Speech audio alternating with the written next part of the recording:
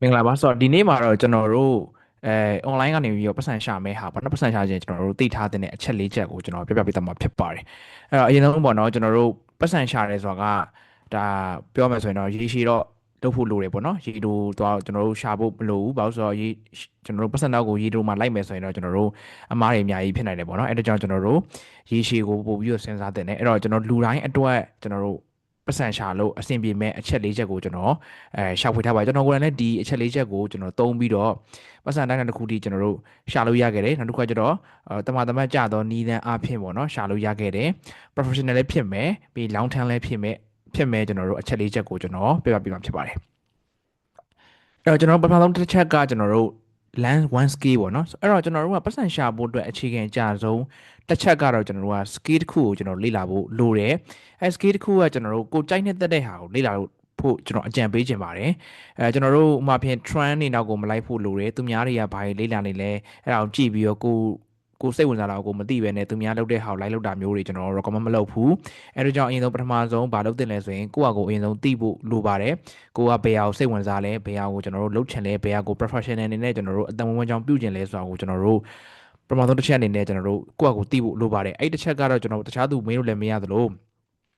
အဖေအမေကိုလည်းကျွန်တော်တို့ကမေးလို့မရပါဘူးပြီးတော့ရင်တခြားတငယ်ချင်းတွေကိုလည်းမေးလို့မရပါဘူးအဓိကဘယ်သူ့ကိုမေးရမှာလဲဆိုရင်ကိုယ့်အကိုမေးရမှာဖြစ်ပါတယ်ဆိုတော့ကိုယ့်အကိုကျွန်တော်တို့ဘယ်ဟာလေးတွေလုပ်ရင်အဆင်ပြေလဲဘယ်ဟာလေးတွေလုပ်တယ်ဆိုရင်ကိုကပျော်လဲပြီးတော့ရင်ရေရှည်လုံနိုင်ခြေရှိလဲပေါ့နော်အဓိကအဖြစ်ကျွန်တော်ပြောချင်တာက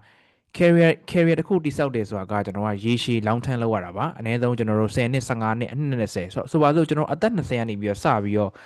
အလုပ်လုပ်မယ်ဆိုပါစို့အသက်20ကစပြီးတော့လုပ်မယ်ဆိုရင်ကျွန်တော်အသက်50အထိလုပ်မယ်ဆိုရင်ကျွန်တော်နှစ်ပေါင်း30လောက်အောင်ဖြစ်ပါတယ်ဆိုတော့နှစ်ပေါင်း30ကိုတောက်လျှောက်လုပ်နိုင်ဖို့ဆိုတာကကိုယ်စိတ်ဝင်စားတဲ့အလုပ်မှာပဲဖြစ်နိုင်ပါတယ်ကိုယ်စိတ်မဝင်စားတဲ့အလုပ်ဆိုရင်နှစ်ပေါင်း30 40လောက်လုပ်ဖို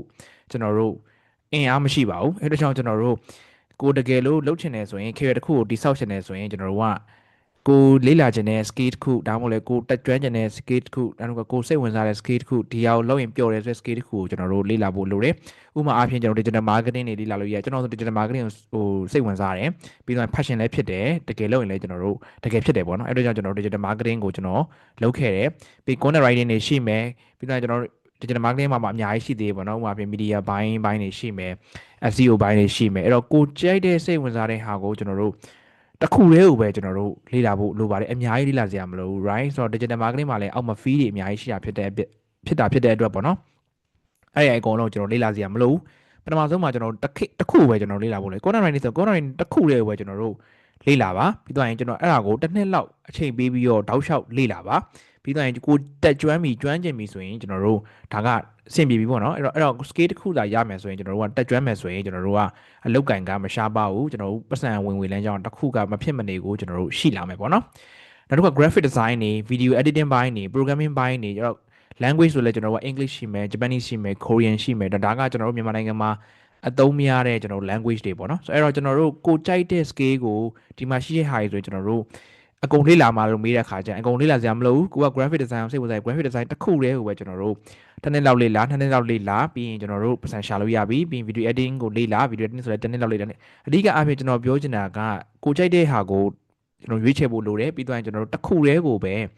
focus လုပ်ပြီးတော့ကျွန်တော်တို့တစ်နှစ်နှစ်နှစ်လောက်လေ့လာမယ်ဆိုရင်ကျွန်တော်တို့ကကျွမ်းကျင်မှုတွေရလာလိမ့်မယ်အဲဆိုရင်ကျွမ်းကျင်ပြီဆိုရင်ကျွန်တော်တို့ကပတ်စံရှာတာသိမခတ်တော့ဘူးပေါ့နော်အဲ့ဒါကြောင့်ကျွန်တော်တို့ကပတ်စံရှာတဲ့နီလန်ဆိုတာအမှန်တကယ်ကလွယ်ပါတယ်အဓိက scale တစ်ခုသာကျွန်တော်ကျွမ်းကျင်ပိုင်နိုင်မယ်ဆိုရင်ကျွန်တော်တို့ပတ်စံပေးမဲ့သူကရှိတယ်ပေါ့နော်အဲ့တော့ကျွန်တော်တို့ LAN one scale ပါတစ်ခုတည်းကိုကျွန်တော်တို့သတိမြဲလေ့လာဖို့လိုပါတယ်နောက်တစ်ချက်ကကျွန်တော် professional ပေါ့နော်ဆိုတော့အဲ့တော့ခုနကပြောပြီး skill ကတော့ကျွမ်းကျင်ပြီးကျွန်တော် professional မဖြစ်ဘူးဆိုလဲကျွန်တော်တို့ကရေရှည်အလုပ်လုပ်ဖို့အတွက်မလွယ်ပါဘူးပေါ့နော်အဲ့ဒါကြောင့်ကျွန်တော်တို့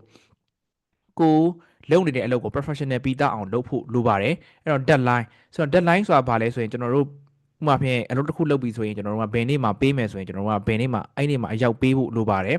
ပမာကိုက client ကို service ပေးရဆိုမှ graphic design ဆွဲရဆိုပါဆို client ကိုကျွန်တော်က2ရက်အတွင်းပေးမလို့ပြောတဲ့ခါကျရင်2ရက်အတွင်းကျွန်တော်တို့ပေးဖို့လိုပါတယ်နံပါတ်2အချက်က keep your promise အဲ့တော့ promise နဲ့ deadline တွေကနည်းနည်းတော့ဆင်တယ်ဒါပေမဲ့ promise ဆိုတဲ့သဘောတရားကပို့ပြီးတော့ကျေပြန့်တယ်ကိုပေးထားတဲ့ဂတိကိုတီအောင်လုပ်ဖို့လိုပါတယ်ကိုကဒီလိုမျိုး quality မျိုးပေးမယ်ဆိုရင်ဒီလိုမျိုး quality မျိုးရအောင်ပေးဖို့လိုပါတယ်ဒီနေ့မှာပေးမယ်ဆိုဒီနေ့မှာပေးဖို့လိုပါတယ်ဒီ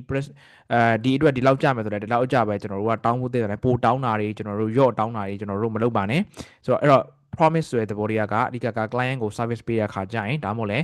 product တစ်ခုရောင်းတဲ့အခါကျရင်ဒီပြောရင်ပြောထားတဲ့အတိုင်းကျွန်တော်တို့ပေးဖို့လိုပါတယ်ကျွန်တော်လုပ်ပေးဖို့လိုပါတယ်အဲ့ဟာကကျွန်တော်အရန်အရေးကြီးပါတယ်အဲ့လို promise တွေကျွန်တော်တို့မတည်ဘူးဆိုရင် professional မပြီးတော့ဘူးပေါ့နော်အဲ့တော့ကျွန်တော်အရေးကြီးပါတယ်နောက် communication ဆိုတော့အဲ့တော့ကျွန်တော်တို့မြန်မာစကားပုံမှာရှိရလေတည်မှာစကားမပြောတဲ့ရင်ဆဲသလိုပဲဆိုတဲ့စကားတစ်ခုရှိပါတယ်အဲ့တော့စကားတစ်ခုပြောရဲဆိုတာလေကျွန်တော်တို့ကလူနားထောင်ခြင်းအောင်ပြောတတ်ဖို့လိုပါတယ်ကိုကသူကတကယ်လို့ပေါ့နော် communication မကောင်းဆိုရင်တော့မှကျွန်တော်တို့က communication ကောင်းကောင်းလေးနဲ့ကျွန်တော်တို့သူတို့ကို communicate လုပ်မယ်ဆိုရင်ကိုက professional ပြီးသားအကြောင်းကျွန်တော်ပြနိုင်တယ်ပေါ့နော်အဲ့တော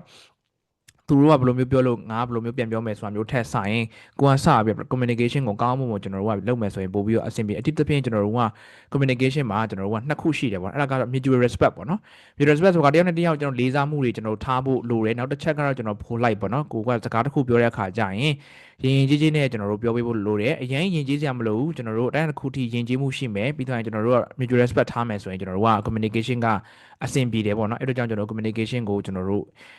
အစီအပြီးနောက်က give quality ပေါ့နော် quality ဆိုတဲ့သဘောတရားကိုလုံနေတဲ့အလုပ်ကိုအကောင်းဆုံးကျွန်တော် quality ပေးဖို့လိုတယ်ကျွန်တော်က promise နဲ့နည်းနည်းတော့ဆင်တယ်အဲ့တော့ကိုပြောရင်ပြောရတဲ့အတိုင်းကိုလုပ်မယ်ဆိုရအတိုင်းကျွန်တော်တို့က quality တစ်ခုပေးထားဖို့လိုပါတယ်နောက်တစ်ခါ emotion တွေ control လုပ်ဖို့လိုပဲကျွန်တော်ထိန်းချုပ်ဖို့လိုပဲပေါ့နော်ဆိုတော့အလုပ်လုပ်ပြီးဟိတ်ဆိုရင်ကျွန်တော်တို့ကပြဿနာတွေတက်လာဖို့ရှိပါတယ်စကားများရတယ်ဖြစ်နိုင်တယ်ပြီးတော့ကျွန်တော်တို့ညှိနှိုင်းလို့မရတဲ့ဟာမျိုးကျွန်တော်တို့ကြုံတွေ့နိုင်တယ်ပေါ့အဲ့လိုအချိန်မျိုးမှာဆိုရင်ကျွန်တော်တို့ကကိုပြောချင်တာပြောလိုက်ဖို့ထက်ဆိုင်ဟိုတင်မလားကိုလှုပ်ချင်တာလှုပ်လိုက်ဖို့ထက်ဆိုင်ကိုကဒါကိုဖြစ်တင်လားမဖြစ်တင်လားဆိုတဲ့ဟာမျိုးတွေကိုယ့်ရဲ့စိတ်ခံစားချက်ကိုအရန်ဦးစားမပေးမနဲ့ emotion တွေကျွန်တော်တို့ကထိန်းပြီးတော့professional ပြီးသားကျွန်တော်တို့က communication လုပ်တဲ့နဲ့ပြီးတော့ကျွန်တော်တို့ဆက်ဆံတဲ့နဲ့ပေါ့နော်ဒီလိုမျိုးဟာကျွန်တော်တို့geo site တင်ပါတယ်နောက်တစ်ခုက say no professionally အဲ့တော့နောက်တစ်ခုကကျတော့ဗာလဲဆိုတော့ကျွန်တော်တို့ဒီအလုံးလုံးနေတဲ့တစ်ချောင်းမှာကျွန်တော်တို့ no ပြောဖို့အတွက်အချိန်ကြီးကျွန်တော်လိုအပ်လာလိမ့်မယ်ပေါ့နော်ကျွန်တော်ဒါကိုမလုပ်ပေးနိုင်ဘူးနောက်တစ်ခုကကျွန်တော်ဥပမာဖြင့်ကျွန်တော်တို့ scope နဲ့ကြော်နေဥပမာဖြင့်ကျွန်တော်တို့100ပေးပြီးတော့ကျွန်တော်200နဲ့လိုချင်တာမျိုးတွေကျွန်တော်တို့လုပ်လို့မရဘူး right ဆိုတော့အဲ့တော့ကျွန်တော်တို့ဘက်ကလည်းကျွန်တော် professional ပြီးသားဆိုတာနဲ့ဒီဟာလေးကတော့အမှားကြီးလုပ်ပေးလို့မရဘူးဒီဟာလေးကတော့အကိုကြီးလုပ်ပေးလို့မရဘူးဒါကျွန်တော်တို့budget ထဲကြော်နေလို့ပေါ့နော်ဆိုတော့ဖြင့်အဲ့လိုမျိုးလေးကျွန်တော်ရင်းကြီးပြောဖို့လိုတယ်မရဘူးဆိုတာမျိုးထက်ဆိုင်ရင်ကျွန်တော်တို့ကဒါဘာကြောင့်မရလဲဘယ်လိုမျိုးကြောင့်အဆင်မပြေဖြစ်သွားလဲဆိုတာကိုခုနက communication နဲ့ပေါင်းပြီးတော့ mutual respect ထားပြီးတော့ပို့လိုက်ဖြစ်နဲ့ကျွန်တော်တို့ညှင်းတက်ဖို့လိုပါတယ်အဲ့ဒါကြောင့်ကျွန်တော်ညင်းတဲ့နေရာမှာလည်းကျွန်တော်တို့ကညှင်းတက်ဖို့လိုသေးရပေါ့နော်နောက်တစ်ခုကကျွန်တော်အလုပ်တစ်ခုလုပ်တဲ့အခါကျရင်အတက်နိုင်ဆုံးပေါ့နော် solution ပေါ်ကိုပဲ focus လုပ်တင်တယ်ကျွန်တော်တို့အကြောင်းပြချက်တွေ reason တွေပေးနေရတဲ့ဆိုင်ကျွန်တော်တို့ဘယ်လိုပြောမလဲ solution ပေါ်ကိုပဲကျွန်တော် focus လုပ်တင်တယ်ပေါ့နော်အဲ့တော့ခုနကပြောသလိုပဲကျွန်တော်တို့ကနှစ်ချက်ပဲရှိရယ်လုပ်ပေးနိုင်လားမလုပ်ပေးနိုင်လားပေါ့နော်ဆိုတော့မလုပ်ပေးနိုင်ဘူးဆိုလဲကျွန်တော်တို့ဘာကြောင့်မလုပ်ပေးနိုင်လဲဆိုတာကိုပုံမှန်ပြောသလိုပဲ say no professionally ပဲကျွန်တော်တို့သူ့ကိုဘယ်လိုမျိုးကျွန်တော်တို့ညင်းရမလဲဆိုတော့ကျွန်တော်တို့တခါတည်းပြောလိုက်ပေါ့နော်တကယ်လို့ကိုကလက်ခံပြီးသွားပြီဆိုလဲဒါကိုအကြောင်းပြချက်တွေပေးပြီးတော့ညင်းတာမျိုးမဟုတ်ပြန်ပြီးတော့နောက်မှဥပမာဖြစ်ကျွန်တော်အလုပ်တစ်ခုလက်ခံလိုက်တယ်ဆိုပါဆိုအစိုးရကကျွန်တော်မလုပ်နိုင်ဘူးဆိုရင်ညင်းလိုက်လို့ရရယ် right ဒါပေမဲ့မဟုတ်ကျွန်တော်လက်ခံပြီးသွားပြီဆိုရင်တော့ကျွန်တော်ဒါကိုဖြစ်မြောက်အောင်ကျွန်တော်တို့ solution ပေါ် focus လုပ်ဖို့လိုပါတယ်အဲ့တော့ဒါဆိုရင်မဖြစ်အောင်လုပ်ပေးရမှာလားဆိုတဲ့ဟာမျိုးကျွန်တော်ပြောလို့ရတယ်ပေါ့နော်မဟုတ်ဘူးကျွန်တော်အတက်နိုင်ဆုံး solution ပေါ် focus လုပ်ပြီးတော့ကျွန်တော်အကြောင်းပြချက်တွေ reason တွေပေးနေရမျိုးမဟုတ်ဘဲနဲ့တကယ်ဖြစ်မြောက်အောင်ကျွန်တော်လုပ်ပေးဖို့လိုတယ်တကယ်နောက်ဆုံးတော့မရနိုင်ဘူးဆိုလည်းမရနိုင်ဘူးပေါ့နော်ဒါပေမဲ့အတက်နိုင်ဆုံးတော့ကိုကဒီအလုပ်တစ်ခုလက်ခံပြီးသွားပြီဆိုရင်အကြောင်းပြချက်တွေမပေးတော့ဘဲနဲ့တကယ်အလုပ်ဖြစ်အောင်ကျွန်တော်ပြပေးဖို့လိုပါတယ်နောက်တစ်ခုကကျတော့ networking branding ပေါ့နော်အဲ့တော့ကျွန်တော်တို့ branding နေတာလည်းကျွန်တော်တို့အရေးကြီးပါတယ် personal branding ကလည်းတော်တော်လေးကိုနောက်ပိုင်းမှာအရေးကြီးလာတယ်နောက်ပိုင်းမှာကျွန်တော် scale တစ်ခုတည်းမဟုတ်ဘဲနဲ့ဒီ scale တစ်ခုကိုလူတွေသိအောင်ကျွန်တော်ပြောပြပေးဖို့လည်းလိုပါတယ်ဆိုတော့ personal branding တွေကျွန်တော်ကောင်းဖို့လိုတယ်ကိုလုံနေတဲ့အကြောင်းကိုထုတ်ဖော်ပြောပေးဖို့လိုတယ်ကိုယ့်ရဲ့ပတ်ဝန်းကျင်မှာဖြစ်ဖြစ်ကိုယ့်ရဲ့ social media မှာဖြစ်ဖြစ်ကျွန်တော်တို့ကကိုလုံနေတဲ့အကြောင်းအရာတွေကိုကျွန်တော်တို့ပြောပြဖို့လိုတယ်ကျွန်တော်တို့တော့ white တော့ဖြစ်ရင်တော့၎င်း direct ဖြစ်တော့၎င်းပေါ့နော်ကျွန်တော်ပြောပြပေးဖို့လိုတယ်ဒါတစ်ခါလူတွေကူညီဖို့လိုပါတယ်ဆိုတော့လူတွေကူညီဖို့ဆိုတာကအခကျင်းငွေယူပြီးတော့ကျွန်တော်တို့လူတွေကူညီတာမျိုးမဟုတ်ဘဲနဲ့ကျွန်တော်တို့တို့ဘာ free ပေးလို့ရတယ်ဥပမာ knowledge sharing လားဒါမှမဟုတ်လဲကျွန်တော်တို့ဒီ consultation လားတခုပေါ့နော်ဒီလိုမျိုးဆိုကျွန်တော် free ပေးတာပေါ့နော်ဆိုတော့ကျွန်တော်ဒါဆိုရင်personal branding တိစောက်နေရပဲပေါ့နော်အဲ့တော့လူတွေကိုဘယ်လိုမျိုးကူညီပေးလို့ရလဲအဲ့ဒါကိုကျွန်တော်တို့က give site တင်တယ်ပြီးတော့ရင်ကျွန်တော်တို့recommendation တွေကျွန်တော်တောင်းတဲ့နဲ့ကို clients အဟောင်းတွေစီရဖြစ်ဖြစ်တငယ်ချင်းတွေစီရဖြစ်ဖြစ်ဒါမှမဟုတ်လဲလုပ်ဖို့ကောင်းပဲလုပ်ဖို့ကိုင်းပဲပေါ့နော်ဆိုတော့အဲ့လိုမျိုးကျွန်တော်တို့အရှင်းရှင်းဖြစ်ဖြစ်ကျွန်တော်တို့ recommendation တောင်းတဲ့နဲ့နောက်တစ်ခါကျတော့ကျွန်တော် industry မှာရှိတဲ့သူတွေနဲ့ဒီဥမာကိုက graphic design လုပ်မယ်ဆိုတော့ graphic designer တွေနဲ့ကျွန်တော်တို့ကမိတ်ဖွဲ့ထားတဲ့နဲ့ပြီးရင် senior တွေနဲ့ ဟိုကျွန်တော်တို့ mentor ကျွန်တော်လှုပ်ထားတဲ့နဲ့ကျွန်တော်တို့မိတ်ဖွဲ့ထားတဲ့နဲ့ပေါ့နော်find a mentor နဲ့အတူတူပဲပေါ့နော်နောက်တစ်ခုက networking events တွေသွားတဲ့နဲ့ပွဲတွေရှိရဆိုရင်ပွဲတွေမှာကျွန်တော်သွားပြီးတော့မိတ်ဆက်တာဖြစ်ဖြစ်ဒါမှမဟုတ်လည်းကျွန်တော်တို့သွားပြီးတော့နားထောင်တာဖြစ်ဖြစ်တယောက်နဲ့တယောက်စကားပြောတာဖြစ်ဖြစ်ပေါ့ဒီလိုမျိုးကြီးကျွန်တော် networking events တွေကျွန်တော်လုပ်တဲ့နဲ့နောက်တစ်ခုကကျွန်တော် valuable person အဲ့တော့ networking မှာအရေးကြီးဆုံးတစ်ခုနဲ့ personal branding မှာတစ်ခုအရေးကြီးဆုံးကဘာလဲဆိုရင်ကျွန်တော်တို့ကဒီ valuable person ဖြစ်ဖို့လိုပါတယ်အဲ့တော့ကိုလူတွေကပေါင်းသိမ်းဆက်ဆံရတာကိုလူတွေအတွက် value တစ်ခုဖြစ်တယ်ဆိုတာကိုကျွန်တော်ပေးဖို့လိုတယ်ဒီလူနဲ့ပေါင်းနေဆိုရင်ငါ့အတွက်ဘာရမလဲဆိုတာကိုကျွန်တော်က mindset တစ်ခုအနေနဲ့ပေးထားတဲ့နေပေါ့အဲ့တော့ကြောင့်ကျွန်တော်တို့ကကို valuable person ဖြစ်အောင်ကျွန်တော်တို့က view site တင်ပါတယ်နောက်တစ်ခုကကျွန်တော် consistency အဲ့တော့ consistency ဆိုတာကကျွန်တော်ရေရှည်လုပ်ရမယ့်အရာဖြစ်ပါတယ်အဲ့တော့ခုနကအချက်တွေကိုတနေ့တညတရက်ထဲမဟုတ်